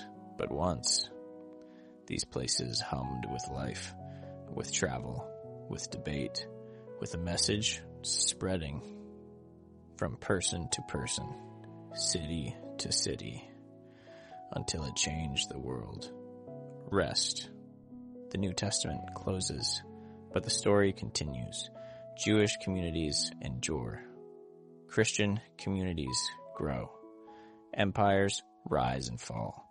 Let us walk gently through the centuries that followed, where archaeology reveals the persistence of faith, the cost of resistance, and the quiet symbols of hope carved in darkness. We begin with a curious inscription, a Roman inscription mentioning a synagogue of freedmen, former slaves who had gained their liberty. The Book of Acts mentions such a synagogue in Jerusalem, where Stephen debated and was eventually martyred. The inscription confirms that such synagogues existed, former slaves maintaining Jewish identity, gathering to worship, to study. These communities were real, scattered throughout the empire. The social world of Acts, once again, proves accurate. Breathe slowly as we survey the diaspora. Synagogue inscriptions found throughout the Mediterranean world, in Egypt, in Greece, in Asia Minor, in Rome itself, Jewish communities worshiping together, maintaining tradition, far from Jerusalem. Some inscriptions are in Greek, some in Aramaic, some in Latin. The Jewish people, dispersed by exile and migration, created networks of faith across the empire. These synagogues became centers, not just of worship, but of identity, of survival. Rest now, and consider the coins in the ground. Coin hoards, buried in times of crisis, hidden for safety, never recovered. Archaeologists find them, caches of silver and bronze, reflecting political transitions. Coins from one empire suddenly stop. Coins from another begin. The transitions from Persian to Greek rule, from Greek to Roman, from one emperor to another. Each hoard tells a story of someone who buried their wealth, hoping to return for it, but never did. The coins mark the passage of empires, the uncertainty of life in the ancient world. Let your breathing deepen as we climb a desert fortress, Masada, rising from the Judean wilderness, a plateau with sheer cliffs. Herod the Great built a palace here. Later, during the Jewish revolt against Rome, zealots made it their last stand. The Romans besieged it, built a massive ramp, breached the walls. According to the historian Josephus, the defenders chose a death over slavery. The archaeological remains show the siege, the Roman camps, the ramp, the structures atop the plateau. Masada illustrates the late Second Temple tensions, the desperation of revolt, the cost of resistance against Rome. Breathe gently and descend into later conflict. The Bar Kokhba revolt, 60 years after the destruction of Jerusalem, another Jewish uprising led by Simon Bar Kokhba, proclaimed by some as the Messiah. The revolt lasted 3 years. The Romans responded with overwhelming force. Archaeological layers across Judea show this conflict: burned villages, refugee caves, and hidden tunnels, coins minted by the rebels, proclaiming freedom of Israel. And then, Roman reconquest. The suppression was brutal. Jerusalem was refounded as a pagan city. Jews were forbidden to enter. The scars are visible in the ground. Rest in this sorrow and find a place of continuity. En-Gedi, an oasis by the Dead Sea. Excavations revealed a synagogue, and in it, a mosaic floor, and hidden in a niche, scroll fragments, biblical texts. The synagogue dates to the centuries after the temple's destruction. Jewish life continued. Torah was read. Communities gathered, even without the temple, even dispersed, even under foreign rule.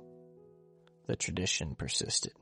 The scrolls at En-Gedi, like those at Qumran centuries earlier, show devotion to the text, to preservation, to continuity.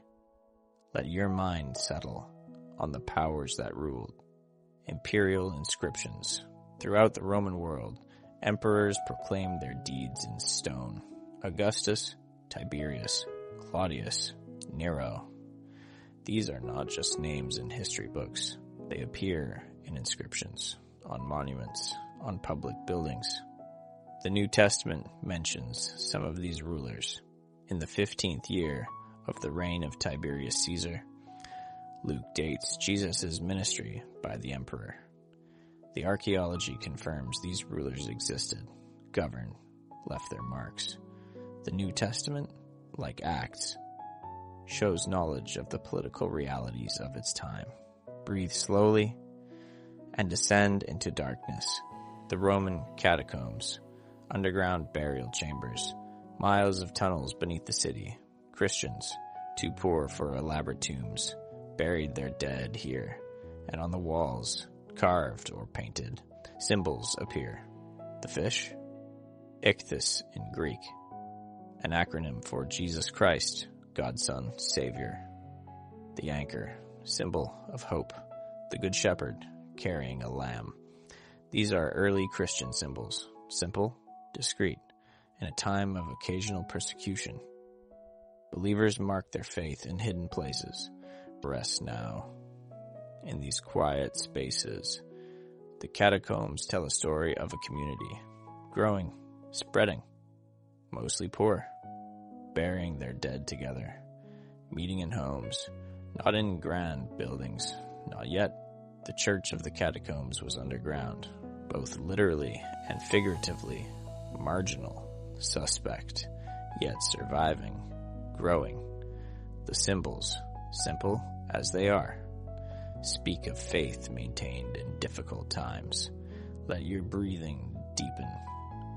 As we reflect on persistence, Jewish communities persisted despite dispersion, despite the temple's destruction, despite failed revolts. Synagogues were built, scrolls were copied, traditions were maintained.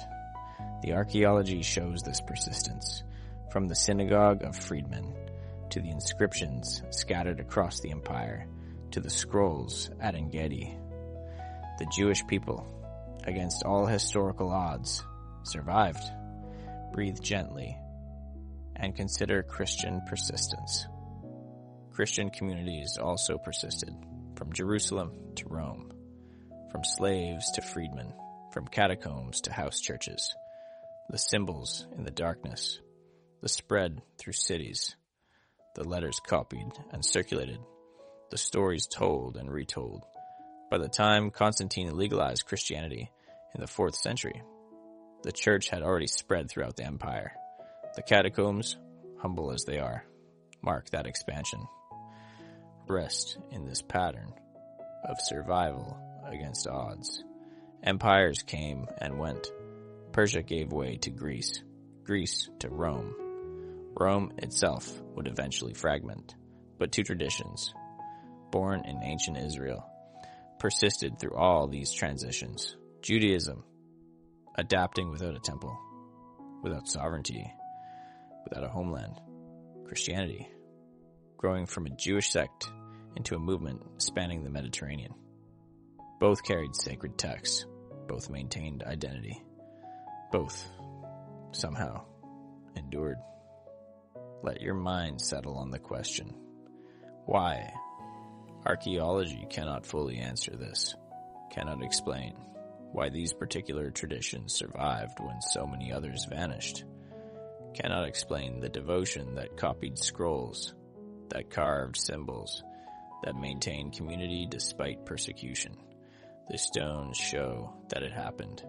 The inscriptions prove the presence. The symbols mark the faith. But the why remains a mystery deeper than archaeology can plumb.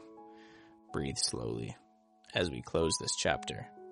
The synagogue of freedmen, the diaspora inscriptions, the buried coins, the fortress of Masada, the Bar Kokhba layers, the En-Gedi synagogue and scrolls, the imperial inscriptions, the catacomb symbols, all of it, evidence of communities persisting, adapting, surviving, maintaining faith through changing empires, through dispersion, through persecution.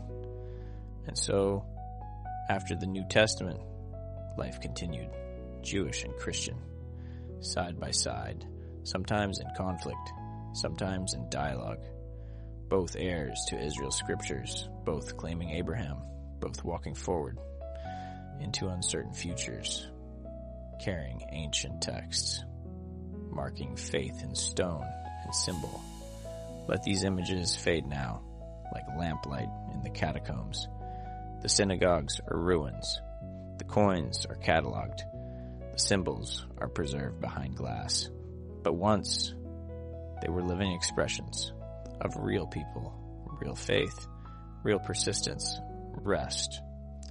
We arrive now at the end of our journey. 100 facts, countless artifacts, layers of earth turned over, inscriptions deciphered.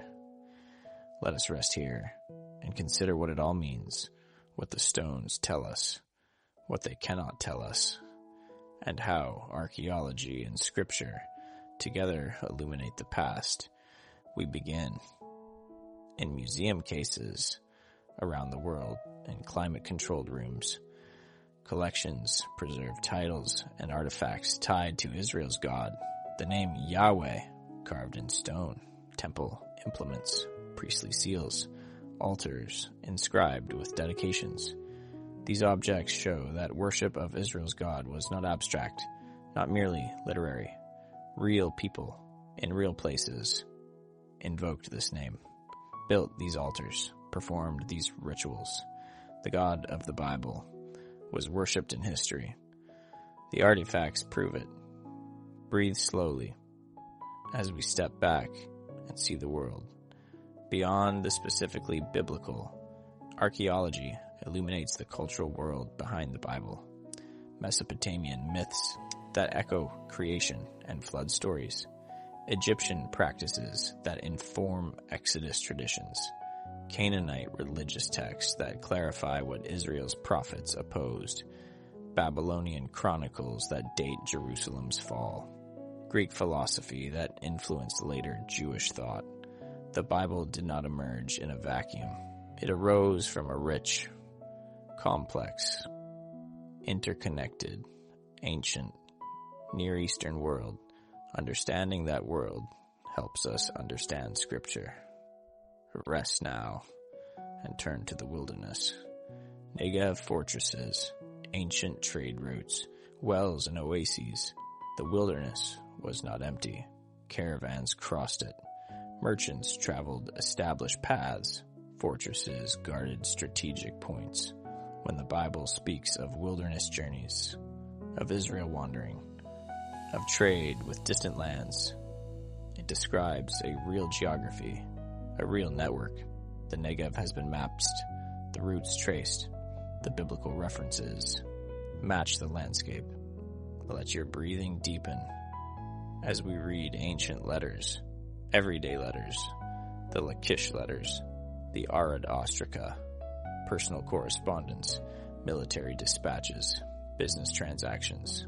These texts, mundane as they often are, reveal the human voice behind biblical history. Real people, worried about supplies, reporting enemy movements, asking about family members. These were not characters in a story. They were people, living, working, fearing, hoping. The letters humanize the history. Breathe gently and acknowledge complexity. Archaeology both confirms and challenges biblical interpretation. Sometimes evidence aligns beautifully with the text, the Pilate inscription, the Teldan stele, the Pool of Siloam. Other times, questions arise, dating discrepancies, conflicting accounts, sites that don't match expectations. This is healthy. This is honest scholarship.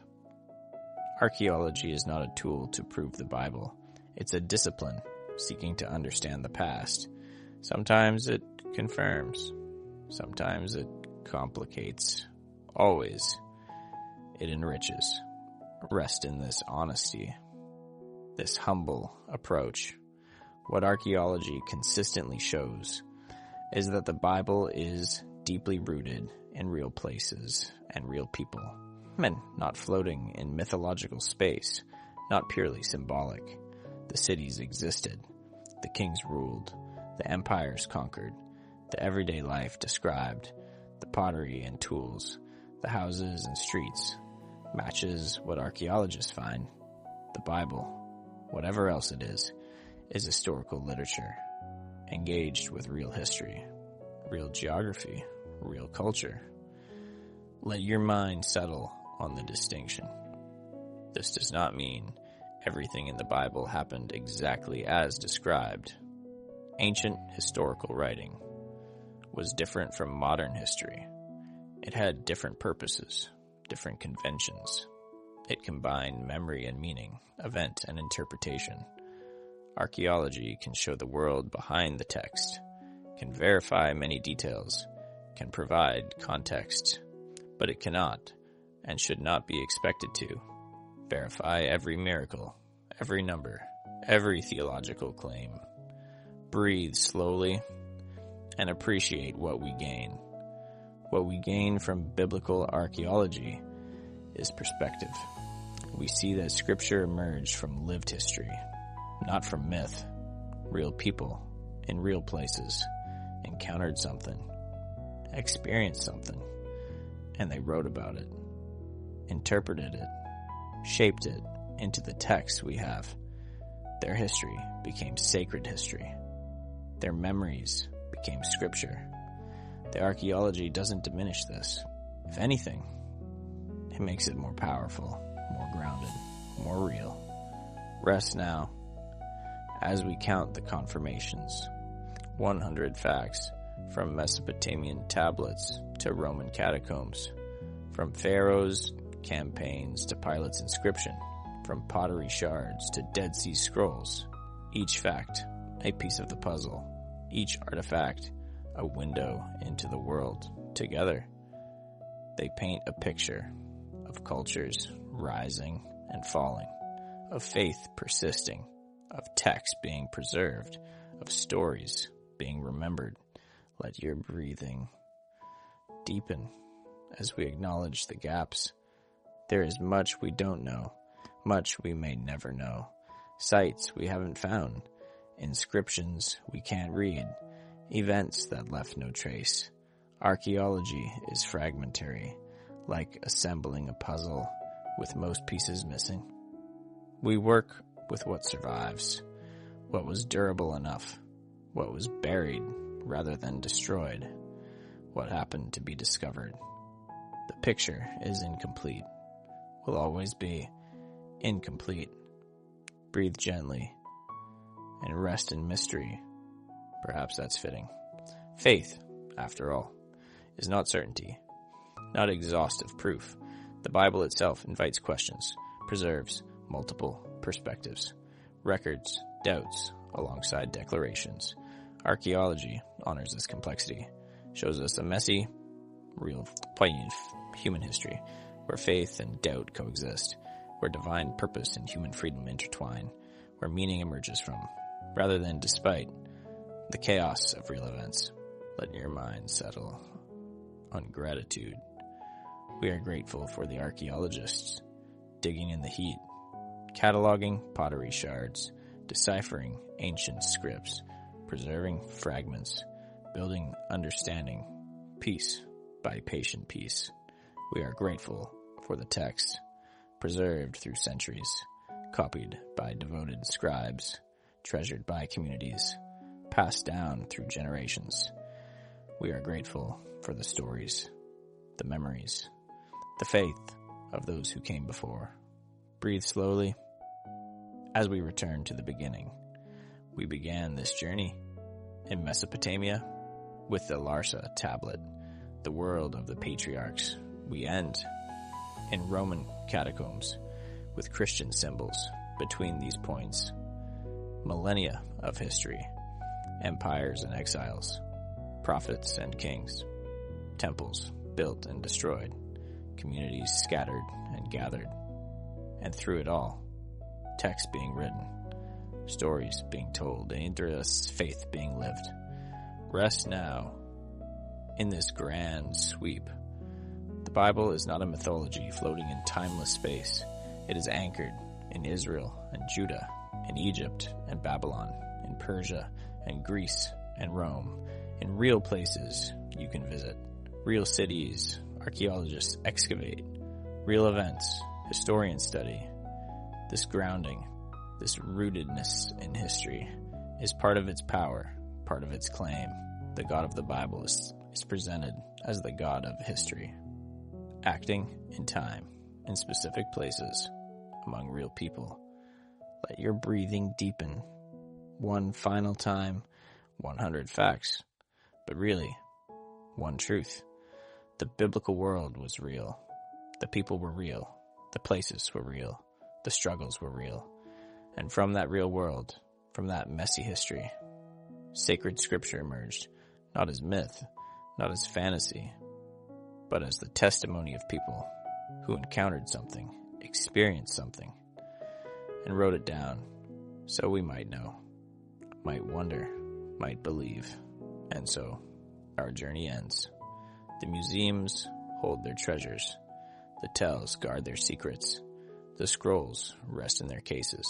The stones, scattered across the Middle East, still bear their silent witness to kingdoms and covenants, to prophets and priests, to a crucified teacher, to communities of faith. All of it woven together into the story we call Scripture. Let these images fade now, like stars at dawn. The digging stops, the catalogs close, the lights dim in the museum halls.